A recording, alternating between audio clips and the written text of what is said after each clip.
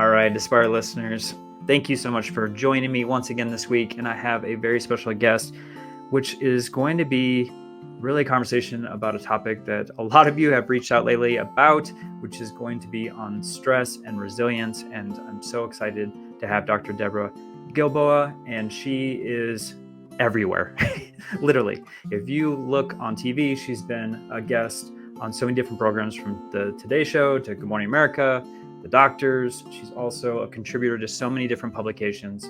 So we've got the Washington Post, the New York Times, Huffington Post, Forbes, so many others. And then not only that, she's also got several books, and we're going to talk about one specifically today. And I cannot wait to dive into this topic, but she is known as Dr. G, so I'll probably refer to her as that for the rest of the show. Dr. G, thank you so much for being on Aspire to Lead. Thank you so much for having me. Yeah, I'm so honored. You are, like I said, everywhere. And if my audience hasn't had a chance to see you or read some of your material, I would love for you just to share a little bit about your journey and what you do to support so many folks in, like I said, this important topic. So I'm a medical doctor. I'm a family doc. So that means, I see people from newborn all the way through the end of their lives. And after I'd been a family doc, after I'd finished my residency and I'd been what's called an attending physician for about 5 years, I started to realize that there was a gap I had not been trained to fill. Meaning I was watching some of my patients who dealt with an illness or an injury recover and thrive. And some of my patients who demographically, medically looked really similar didn't thrive, even if they recovered. And it didn't seem to be a difference in the medicine that I was offering them, because I was offering pretty much the same thing. I got really curious about what that gap was. And the medical literature calls that gap patient resilience, which is great if I knew what that was. Scientifically speaking, I had an idea, a cultural idea of what resilience was. Some people are just born, stronger or more flexible or better able to handle things. And some people are just more sensitive. So I first wanted to know, is that right? Is it just a fixed trait like your eye color? And when I looked at the research that existed on adults and resilience at that point, and even in kids, it was primarily focused, the research at the time, on people with post-traumatic stress disorder, PTSD, or other severe mental illness. And although interesting, that wasn't applicable to the majority of my patient population. So I didn't feel like I could just suppose that it would be the same for them. So I set out to learn more about resilience. What do we know? What have we found in research? And what I discovered was two really interesting things. The first, this is not a trait. We often say, what doesn't kill you makes you stronger. Right. Turns out that's shenanigans. Total shenanigans. So certainly some people go through hard things and they learn a great deal and it strengthens them. But, and Josh, I promise not to ask you who, but do you know someone, an adult, who no matter how many hard things happen to them, it continues to oppress them? It just stays hard. Yeah. Okay. So if what didn't kill you made you stronger, we wouldn't know grownups like that. Right. We might know kids like that, but we wouldn't know. So it turns out it isn't just a matter of going through obstacles or difficulty. So we wanted to know, okay, what is it? If it changes over a lifetime, it's not fixed. Then what makes it go up and go down? And it turns out it is like a stock. It can go up, and you can make it go up intentionally, not just by going through hard things and hoping it doesn't kill you, but it also can drop somewhat unexpectedly. And we figured out that to make it go up on purpose, there are 8 skills that are the pieces and parts of resilience, which is how we handle stress. There are these 8 skills that you can build. Well, I want to continue with this because it's so fascinating to me. I'm like salivating to know more. And our leaders right now in schools, they, like I said before, they've been reaching out. They are stressed and just overwhelmed right now. Obviously, at the beginning of the school year, everyone's excited. And then over a couple of months, then it kind of sets in that honeymoon period is gone. And, things get a little more exciting on the campus. So for our leaders, I really want to talk more about stress. And I'm guessing that a lot of leaders get stress wrong. And I was hoping that you would kind of define that for us so that our leaders can kind of get a handle on this important subject matter. And I would argue that our society gets stress wrong. because we often hear, you should avoid stress. I heard it in med school. They would say to us, I loved this, stress is the new smoking. Tell your patients to avoid it at all costs, which sounds great. But here's the thing. It is, although difficult, possible to avoid smoking. You can't avoid stress because neurochemically, our brains interpret all change as stressful, even the good stuff. Mm-hmm.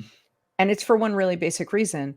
Josh, you know your brain has a million functions. Even while we're sitting here having this conversation, it's controlling how your kidneys are filtering your blood and how you're digesting and all these other things, right? Yep. But your brain actually only has one purpose. Do you know what your brain's overriding purpose is? To not die. Exactly. Survival. Right. That is exactly it, to keep you alive. So good news, it's working. No, that is great news. Here we are, both alive. Bad news, your brain considers every change suspect, even the good stuff. So in reaction to every change, hey, school leader, the bill passed and we're going to build you a new building. Amazing. We've wanted that. We have so many dreams. Your brain, and listen, I hope that when you get that news, you feel excited and happy and proud and relieved, but your brain still says, cool, but could we die though? To every change, the big stuff and the small stuff, you look at your phone to send a text and it says updating operating system. And your brain immediately says, who could be trying to get a hold of me right now? And they'll die if they can't reach me. It's never happened before, but this could be the moment. Your brain has 3 safety mechanisms every time it encounters a change or even the possibility of change. And those 3 safety mechanisms are loss, distrust, and discomfort. What could I lose that's crucial to our safety? Do I trust this change? Do I trust it's actually going to happen? Do I trust that the people making it knew what they were doing? Do I trust that I should have asked for this or worked towards this? And then lastly, discomfort. What's going to be uncomfortable about this? Where will I park at the new building? How do we decide what color it will be? Which parent group is going to be the most annoyed? Loss, distrust, and discomfort are these 3 speed bumps that our brain puts after every change, even winning the lottery, just to try and make sure we're safe, to keep us alive. So every change is stressful, but a lot of changes lead to good. And I don't just mean later you can see the silver lining. I mean, a lot of change we seek out because we want a better job. We want a different responsibility. We want to get a grant to help more students. We want to build a new facility. It's good change. And our brain still sees all that change as risky. So since all change is stressful and some change is really useful, looking at stress as universally bad is both entirely unhelpful and also inaccurate. Mm-hmm. Yeah. I love that point because you can't run from stress. It's going to happen, like you said, in all of our lives. As administrators, myself included in this, I felt stress constantly in that role. And so I want to touch on the resiliency piece because you brought that on. And since we already know that universally, like you said, stress is going to occur in our brains, how can we build resiliency in ourselves? So there are a bunch of ways to do it.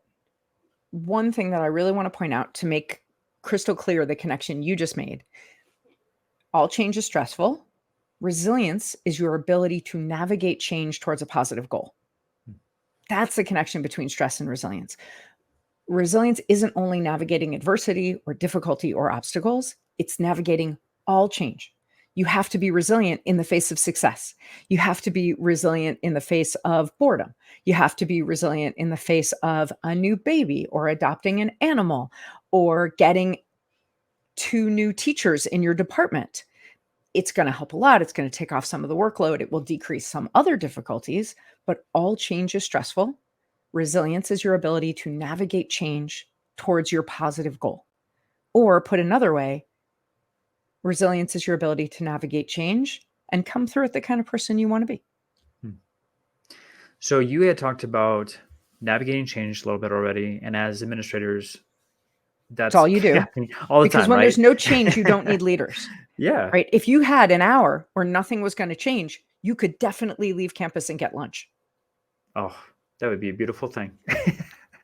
So, Dr. G, we talked about ourselves and helping kind of navigate resilience for us. But then, as you said, as a building leader, you're responsible for hundreds, potentially thousands of other people. So, what is it like for a leader to help others navigate change and, I guess, in turn, stress?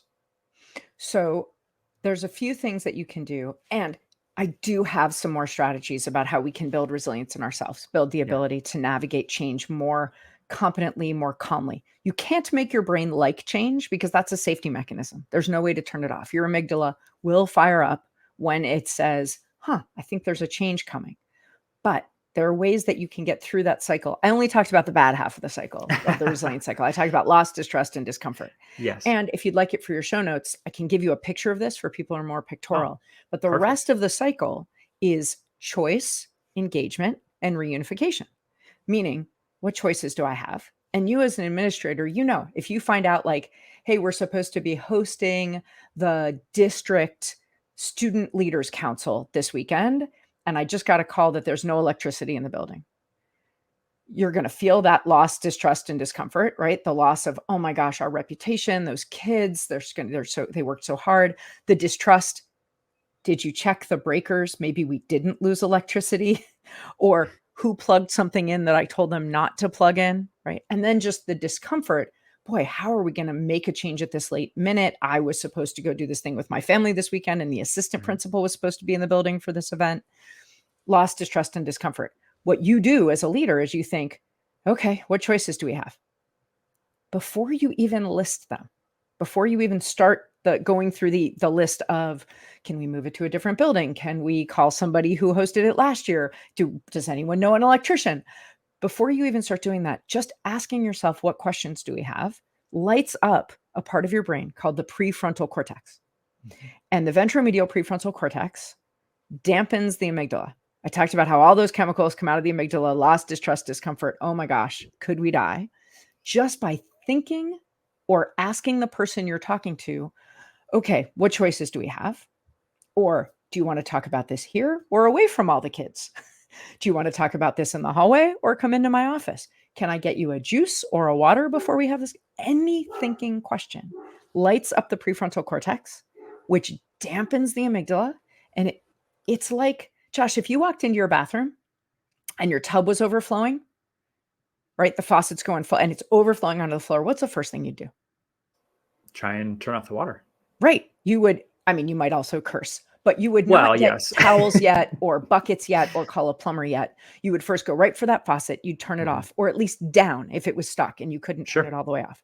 The exact same thing with the amygdala. The amygdala is going and it's flooding that person's brain that you're talking to, or maybe it's an entire auditorium full of people that you've just announced a policy change to, or a mid-year staffing change, someone left and you have to send out an email. And now everybody that gets that email, their amygdala is on full force. As soon as you can get them to think about a choice, you can email me back or get on our Facebook page or WhatsApp me, whatever choice you choose to give them. Please don't give choices you're not okay with. But whatever choices you give them, that lights up their prefrontal cortex. How do I want to get a hold of him? Which dampens, it turns down the faucet in the tub. You can't turn it off because it's a reflex trying to keep the brain safe. So there's no way to totally disengage it, but you can dampen that response. So one of the things that leaders need to know about ourselves and about our people is that as soon as we can give people a choice to make, even if it isn't a choice about the problem, even if it's just a choice about when we talk about it, how we talk about it, where we talk about it, what we drink while we're talking about it, any choice calms them a little bit. And before you say, take a deep breath, have a glass of water, because the lungs and the kidneys do clear these chemicals, we first want to turn the tap down.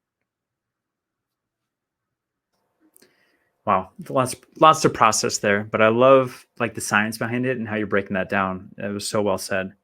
So obviously we know that we can't get away from stress, and you've given us some great tactics as far as how to manage that and navigate through change and stress.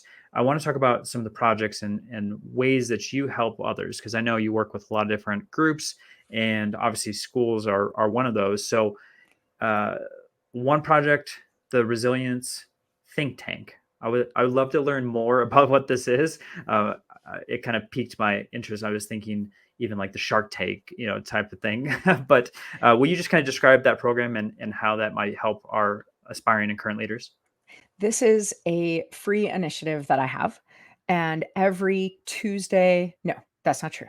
The last Tuesday of every month, I gather leaders from different industries virtually, and we talk about one aspect of resilience. So, for example, the most recent one that we had, the topic was, how do you find resilience in the face of success? Because to my point, all change is stressful. So, how can we notice getting in our own way? Maybe not applying for the job because maybe you'll be ready for it next year, or not putting in for the grant, or getting it but then not using it to its fullest, whatever the it is. We talked about that. Next month, we're talking about boundaries, what they actually are, because I found in my research and in my work that this is something people get wrong a lot. They think boundaries is the ability to say one word. What's the word? No. And it isn't. And here's how you know it isn't. Every time you say yes to something, you're saying no to something else. Mm-hmm. So you say, yes, we can host that student council thing this weekend. You might be saying no to another event. You might be saying no to using that budget towards something else. You might be saying no to your own Saturday off. You might be saying no to having those student leaders engaged in a community service project. But every time you say yes to something, you're saying no to something else. Boundaries is actually your ability to align your choices with your priorities. Mm. That's boundaries. So next month, we're going to talk on the think tank about what are boundaries and how do they actually make us more resilient? Or are they just another thing on the to-do list? We take one aspect of resilience every month, and 3 leaders join me, but the entire room can ask questions. And we spend just 45 minutes, from 5 minutes after the hour till 10 minutes before Eastern time. That's just after noon. And we spend that 45 minutes digging into these leaders' experience. And I always try and tailor the leaders to the question. So a couple of months ago, we did an event about people who are really resistant to change. And the leaders I invited were a woman who runs the Pennsylvania Solar Energy nonprofit, PA Solar. And so she talks to people from really traditional industries about renewable energy. I invited a physician who's a pediatric infectious disease doc whose expertise is in vaccine refusal and how to navigate it. And I invited a guy who is a psychologist to professional athletes who are often really resistant to the idea that there might be a mental health obstacle to their work. And I asked all of them, what do you do when somebody just says, nope, this isn't even a thing. I reject this as a possibility. And what we aspire to do in those 45 minutes is come up with strategies that will be useful for everyone within the sound of our voice to use in their work. All right. So obviously community is huge, and I want anyone who is struggling in this area to definitely check that resilience think tank out, because I think that's a phenomenal space for folks to come You do together have and to work that out. register every Okay. month because we Yep. had some Zoom bombers. So I'll give you that link. But like I That's said, it's free. And if wonderful. people can Yeah. join, or you can watch the recording afterwards. But if you join, you can get your own question answered. Perfect. So if you want that link, head over to joshsanford.com. It'll be in the show notes there. But I also want to talk about another resource that you have, which is From Stress to Resilient, the guide to handle more and feel it less. And I'm always asking my leaders to, find fantastic resources to help them out. So will you just share a little bit about this book? So this is a book where if you pick it up, you'll write more of it than I did. We took the 8 skills that I briefly mentioned earlier and created one chapter about each. But I don't want you to sit down and do it beginning to end. I just want you to go through the introduction and think. In the introduction, I ask you to consider, what's the stress that's most on your mind right now? What's the change you're facing that's just really hard for you to navigate? And I understand that you might say there's 78 of them, but when you get up in the middle of the night to go to the bathroom and you can't fall back to sleep, what's the one that most often pops up for you? Because that's the one that's draining your resilience the most. And then in the introduction, this book will ask you, and it can be, online or in your hand. It's going to ask you to think about that particular change, looking at the 8 resilient skills. Which ones do you feel like you could use the most of to bring to bear on this particular change? So it's really a choose your own adventure kind of style. It's going to say, okay, for this one, go to page 82 and start there. Nobody really who's reading the book and interacting with it would go through it from beginning to end. But anytime you finish a chapter, there's a QR code and it'll take you to my website, and you get a prize for finishing, because we can all use that, as every fourth grade teacher knows. It doesn't matter, fourth grade or 12th grade, everyone loves a little Exactly. trinket of some sort to reward you for your wonderful behavior. So, Dr. G, I also want to stress that you also do consulting work. And so will you just share with the listeners, in regards to the work that you do to help folks in this area? What I do with schools is help with each of your stakeholder groups. So if you say to me, hey, we got to talk about how failure is actually a tool we can use, and stress isn't the worst thing that could ever happen. We still want to be able to protect kids and staff and parents' mental health. So how can we build resilience and strengthen mental health without just running away from stress and trying to protect kids all the time and never make kids at all uncomfortable? And so what schools will often do is ask me to come in, and we'll spend usually about a day and a half together. I'll do a parent event in the evening. I'll work with students during the day and staff after school. And by the end of it, you'll have new vocabulary and new tools to use on an ongoing basis. And some schools ask me to come back and make those tool using a reality. But either way, you'll have a way to move forward, to have conversations with students and with parents about the value of stress and how to curate stress for kids so that we don't put them at risk, but we do strengthen them, because every student in every one of your schools, you want them to be able to handle more 5 years from now than they can right now. And just like coaches, we have to train them up. All right, Dr. G, we're winding down on our conversation. And I asked this of all of my guests, so I can't wait for your answer. If there's one or two things that our aspiring or current leaders can do tomorrow or next week to enhance their leadership journey, what would you advise them to do? One is, I would like you to stop thinking that when you announce a change and people push back, that it has anything to do with your leadership. When people struggle with change, it's not a referendum on your leadership, it's a reflex. And when people struggle with change, it's not a referendum on their character, it's a reflex. Beautifully said. All right. So, Dr. G, I'm going to have in the show notes all the different links to have them connect with you. But if they're listening right now, how can they connect with you to learn more about the work that you do, to maybe follow you on social media, or even just maybe get in contact to bring you to their school? The easiest way to find me is through my website, which is askdrg.com. And I'm on all the socials at my name on LinkedIn, and the rest is askdrg.com. Usually the doctor is spelled out. Love it. So like I said, we'll have all of those links on joshtamper.com.